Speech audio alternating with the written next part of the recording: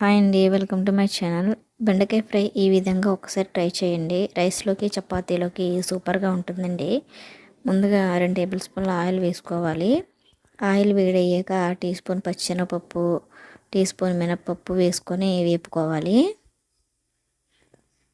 ఇవి రెండు ఈ విధంగా వేగిన తర్వాత పావు టీ స్పూన్ జీలకర్ర, పావు టీ స్పూన్ ఆవాలు కూడా వేసుకొని వేపుకోవాలండి. పోపు ఈ విధంగా వేగిన తర్వాత సన్నగా కట్ చేసి పెట్టుకున్న ఉల్లిపాయలు, కరివేపాకు, తగినంత ఉప్పు కూడా వేసుకొని ఉల్లిపాయలు బ్రౌన్ కలర్ వచ్చేంత వరకు వేయించుకోవాలి.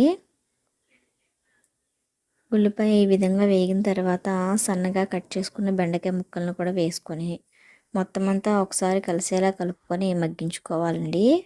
మూత పెట్టకుండా మగ్గించుకోవాలండి. మూత పెట్టినట్టయితే ఆవిరి ఎక్కువగా దిగి జిగురు బాగా ఎక్కువ వస్తుంది. ఒక 10 నిమిషాల తర్వాత ఇందులోకి 2 టమాటాలు కట్ చేసి వేసుకొని మెత్తబడేంత వరకు మగ్గించుకోవాలి. టమాటా ఈ విధంగా మెత్తబడిన తర్వాత పావు టీ స్పూన్ పసుపు కూడా వేసుకొని కలుపుకోవాలండి. పసుపు వేసుకోవడం వల్ల అడుగంటకుండా ఉంటుంది.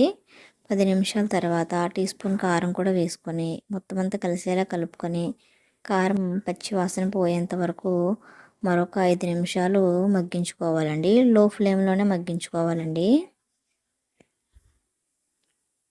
అంతేనండి, ఎంతో రుచికరమైన బెండకాయ ఫ్రై రెడీ అయిపోయింది. మా వీడియోస్ కనుక మీకు నచ్చినట్లయితే మా ఛానల్ని సబ్స్క్రైబ్ చేసుకొని మీ లైక్ అండ్ షేర్ ద్వారా మాకు సపోర్ట్ అందించండి. Thank you for watching.